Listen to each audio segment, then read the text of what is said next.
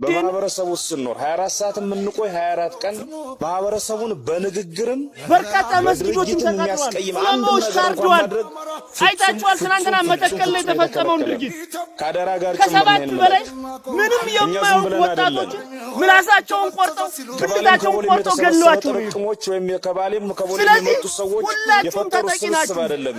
ወርቅ ይሆናል ሙስሊም በመሆን ክርስቲያን በመሆን አለ አማራ የሆነ ሁሉ ማተቡ እየታየ እየታረደ ነው ተብሎ የሚታመን ኃይል ነው። ይሄ ኃይል ዝም ብሎ በተለምዶ ያስተያየት አይደለም። ማህበረሰቡ ስለዚህ በምንጠበቀው ልኩ ነው መገኘት ይኖርብናል ማለት ሻይ ስንጠጣ ምንም የማያውቀው ከቤቱ እያወጡ እየረሸኑት ነው። ከአንድ ፋኖ የማይጠበቅ ስለ ጦርነት የማያውቁ ከአንድ ፋኖ የማይጠበቅ ቃል ምንም ከወጣ የማያውቁ አባቶች ምንም የማያውቁ የ5 ዓመት የ6 ዓመት ሁላችን ያጣናቸው ትናንት ያጣናቸው ወንድሞቻችን ድካምና መስዋዕትነት ጭምር በረሃ ነው የሚበላው። ስማችን ጥላሸት ሊቀባ የሚችል ምንም አይነት ድርጊት ምንም አይነት ቃል ደግመዋለሁ። ስለዚህ አባቶች ብታስተምሩ ይገባል።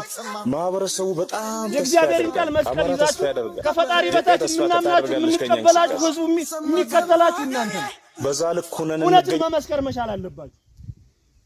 እስከ መቼ ነው ዝም የምትሉት? አሩሲ ላይ በዚህ ሁለት ሳምንት ባለሞት በሁለት ቀን ብቻ ከ46 በላይ ክርስቲያኖች ነው የታረዱት። እነሱ የእናንተ ልጆች አይደሉ? የኛ ልጆች አይደሉ? ምዕመናኑ ካለቀ አማኙ ህዝባችን ካለቀ ባዶ ቤተክርስቲያን ምን ይሰራልናል? መጀመሪያ መኖር ያለበት እኮ አማኙ ነው። ቤተክርስቲያን የሚሆነው እኮ ህዝብ ሲኖር ነው። ከዛ ውጭ ቤተክርስቲያን ብቻውን ምን የሚሰራው ነገር አለ? ምን የምናገለግልበት ነገር አለ? ህዝቡ ከሌለ ሰው ከሌለ ምን ይሆናል?